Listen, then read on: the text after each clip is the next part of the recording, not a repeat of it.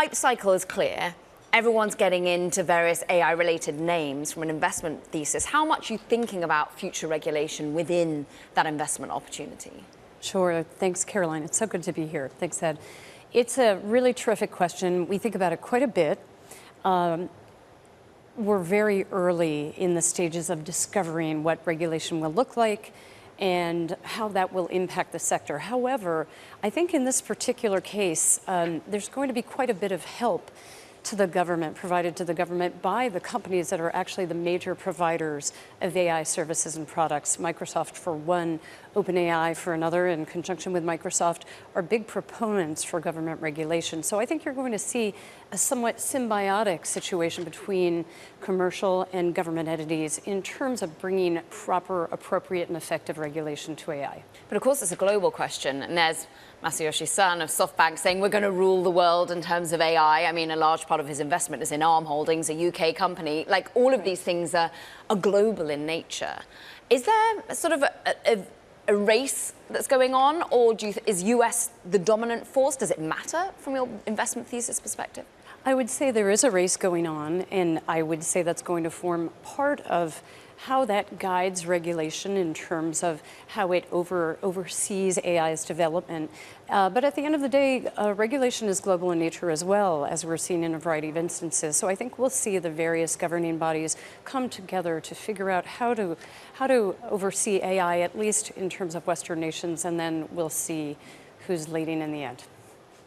Hilary, good morning from San Francisco. Good afternoon to you in New York. Does your research point you to any single one name or couple of names that you think are best positioned to win this AI race? It's another great question, Ed. We think there are going to be a variety of names who benefit.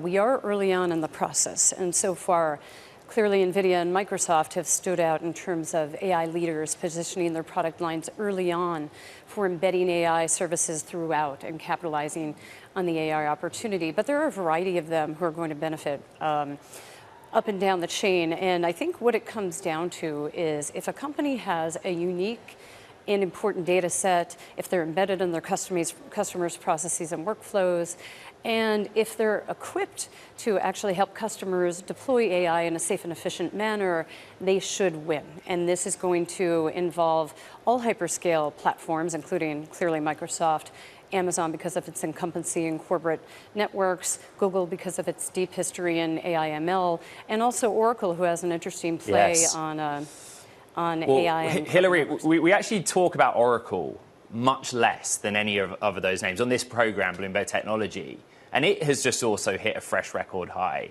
So play that scenario out for us. Why is Oracle kind of a winner in this AI debate? Well, Oracle has re-architected its cloud offering, its infrastructure cloud, as a next-generation cloud, taking many of the best practices that the original cloud providers learned during their process.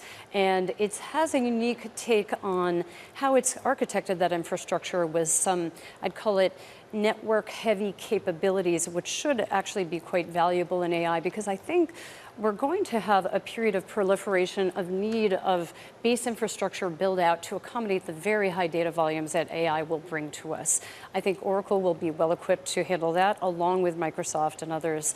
And Oracle also recently announced some important AI partnerships with an LLM model company called Cohere and with NVIDIA, which I think will bring big dividends to them over time. So they're a more recent but important emerging beneficiary. Hilary, not many people want to talk about how expensive everything is. And we all want to talk about how expensive stocks are. We don't want to talk about how expensive it is to run these large language models, the amount of GPUs everyone's having to be buying.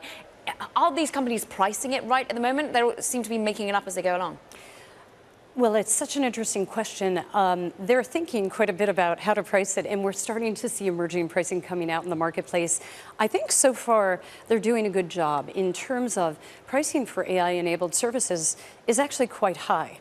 In the case of APIs on Azure OpenAI, they were multiples of what a traditional API would be to actually marry the data with the models. And AI-enabled applications are priced anywhere from 30 to 80+% what a traditional application would be. But there's real value in them because of the productivity benefits which will accrue to the users. So at the end of the day, I think they're starting to do a good job of providing the opportunity for profit as well as revenue acceleration as due to the uptake of, as a result of the uptake of AI. Similarly, Salesforce just introduced their pricing of their AI-enabled applications last week, and those applications are going to have a per seat component as well as a usage component. And I think you're going to see more and more creative models around AI. And where there are productivity benefits to be garnered, customers will pay for them.